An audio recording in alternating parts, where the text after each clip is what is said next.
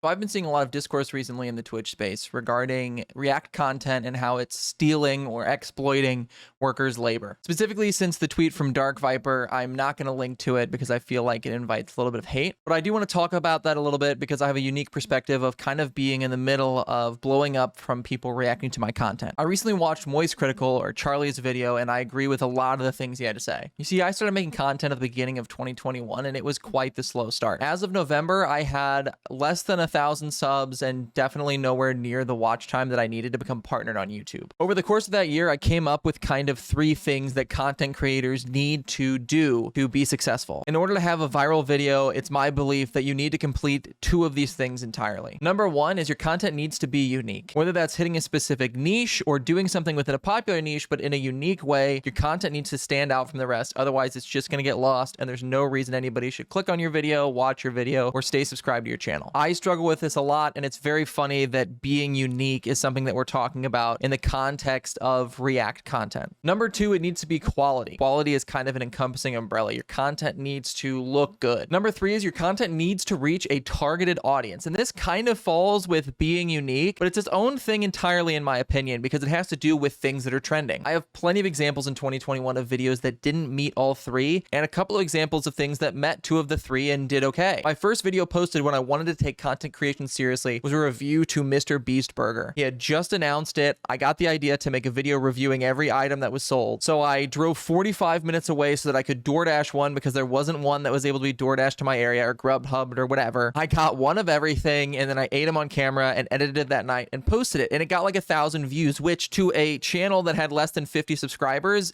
was huge. Even though that content wasn't necessarily unique, I do feel that that was quality content and it pertained to something that was trending, so it hit its target audience. Another example is these Minecraft Avatar videos that I did last year. I love Minecraft and I love Avatar. The very first time I made a video, I was hungover. I felt like that video is long and it has no reason to be that long. I feel like it's pretty boring. But that video did really successful. It was the most successful video I had up to that point, and I want to say it has like 20,000 views right now. And I gained a lot of subscribers in that Minecraft space because I had reached a target audience and my content was unique because not a lot of people were doing videos exploring those servers. Even though the quality wasn't there, it met the other 2 criteria. This is all a very long-winded way of saying that in my own personal experience, quality is not the only thing that correlates with success. In fact, I would argue that out of those 3, if you put forward quality content, a lot of the times it's not the most impactful. You see, the algorithm right now is based on something called CTR. CTR is your click-through rate. Now that means that every time somebody sees your video, if they click on it, that increases the rate, and if they see the video and don't click on it, it decreases. Based on that metric, your video will trend and get recommended to people or not trend and not get recommended to people, which creates a divide. Big creators have audiences that they've already reached, that they've established, so when they post a video, their CTR is inherently going to be larger. So if they talk about things that are a little bit more mainstream, they already have the leg up on being successful. Whereas if you're a small creator doing a let's play on a game that you're super passionate about and it looks great, but your thumbnail isn't better than the bigger creators and better in a way that would get somebody to say, I want to watch that video more than their already established audience wants to watch theirs, it's not going to be successful. It's an uphill battle. That being said, it takes effort and intelligence to come up with a video that people want to watch. Ludwig's video got me to submit that video and people saw that I was successful, and so in my opinion, ever since then, a bunch of people have started doing that and submitting videos to people like Mizkif and Ludwig. They talked about it recently on a stream. I was grateful that in that conversation, I was brought up and they said that my content was very quality. That meant a lot, but I was the one that I feel started that trend as far as something that was done daily, even by the hour, to these creators. I submitted that video to Ludwig. Ludwig watched it on stream and it did really successful, and I gained a lot of subscribers because he was kind enough to point his community towards mine. Because of the boost that he gave me, I now had an audience subscribed to me at the ready, waiting for my content to be put out, which resulted in my videos doing a lot better. Not all of them, there are still some duds, but it resulted in an overall positive impact. I did the same thing with Hassan and the same thing happened. And then recently you may have seen from all the clips that I had posted that it happened with OTK as well. And each of those content creators was kind enough to point their communities into my direction. This resulted in me doubling, almost tripling the subscribers that I have and like quadrupling the watch time that I had had up until this point, which is where I come to kind of my conclusion and my opinion on the matter. As somebody who has experienced being the small creator, trying to make content, trying to drive myself into a space that was kind of working against me according to the algorithm, I've seen seen both sides of the argument, and I can honestly say that React content is the solution to the problem that we're talking about. You see, YouTube and Twitch and even TikTok has algorithms that don't necessarily correlate skill and hard work into success. TikTok is a little bit better about that, but that's not the point. None of their algorithms are perfect. How can they be? They're algorithms. There's not somebody sitting there going, I think this person tried really hard. It's math. They have to go off of metrics and statistics that they have, so it's pretty hard. It's not as easy. But then again, these companies are the giants of the space. They can afford to do a little bit better, and they're not. However, individual creators are doing better. You see, Ludwig didn't need to watch my video. He didn't need to plug my video after he watched it. Neither did Hassan, and neither did all of OTK, especially Mizkif. Mizkif stopped at the end, complimented my stuff, and then literally shouted me out and sent his community to subscribe and show me love. So thanks for that if you're watching. The YouTube algorithm already favors communities that have established audiences as subscribers. It keeps them doing well, which inherently keeps smaller creators not doing well because it's harder to break into that space the more those channels grow. React content allows a direct line from being top of the food chain all the way to the people that are in that lower class, that beginner creator. So as long as you provide something that is a mix of unique, quality, and also pertaining to something trending, I feel that you will find success. If not because of the algorithm, but because somebody hopefully by chance will find it and then react to it. And I know that that isn't the best way of going about things, but that's kind of the solution that we have right now. And in my opinion, it's as good as any that we can come up with. And a lot of these large creators share that same story. Charlie said in his video that it was Ray William Johnson reacting to his content, which skyrocketed his channel. Mizkif worked with a ton of different creators, which allowed his content to be the forefront of what they were going to be watching. And I mean, I guess Ludwig's got like the stinky monkey. The stinky monkey kind of made Ludwig. And of course, myself, I am somebody that has these larger creators that have helped boosted me, that have pointed their communities into my direction, which have helped boost my content, which has helped me reach a wider audience, which was one of the only points that Dark Viper made that I could actually kind of agree with, which was quality is not a one-for-one correlation. However, I do not agree with Dark Viper's post. I think that it was pretty hateful and a lot of the language he used was pretty bad. I like the conversation that it has created, but it didn't create that conversation so much as a lot of other creators that are trying to salvage it with good faith. And we can generally agree that not all React content is the same. Like XQC watching MasterChef is not going to boost a small creator's viewership or help a smaller creator, but I would make the argument that it doesn't hurt any small creators. And if you're trying to make the argument that streamers watching a big corporation's show is exploitation somehow, I think you maybe need to step back and relook at the argument. It's typically pretty hard to find an instance where a small worker is exploiting a corporation at all. Anyway, I just wanted to give my take on it because I feel like I'm in a unique position as somebody who's on ground zero of how React content impacts small creators. And I'm not saying I'm a large creator now. I'm still a small creator, but I definitely am way larger than I was a month ago, which was way larger than I was a year before that. And that is all thanks to React content and the good faith of a lot of people who have made it to the top. Because since it is inherently hard on these platforms to grow, a lot of these creators feel obligated in some way, or just this desire to act in good faith and help the next person below them come up easier. Obviously, if the issue is helping small creators, we should be looking towards the larger corporations that have the money and the resources to do something, rather than looking at the individual creators as if they're responsible for every single piece of content on the platform. They're not. And rather than make posts on Twitter using hateful tones and saying that people that react are like worthless or whatever, why not instead do the one thing that you have power over on this platform and just not watch the content? The audience, the viewers, you guys are literally the people that create the meta. If you don't like where something is going, just don't watch. But if the meta is going in a direction and you don't like it, that's because a lot of people do. Your views and your interactions are your power, not just spewing hate on the internet. Anyway, that's my take on it. I want to thank the new community that I've been given by these larger creators. So thank you to you guys and thank you to React content. Hopefully you stick around for the other videos that I do, whether it be impersonating streamers, characters, or just React content. I stream every Saturday after I post a video at 12 p.m. Central. Links to everything are in the description down below. And like always, I still don't know how to end a video, so I guess just peace.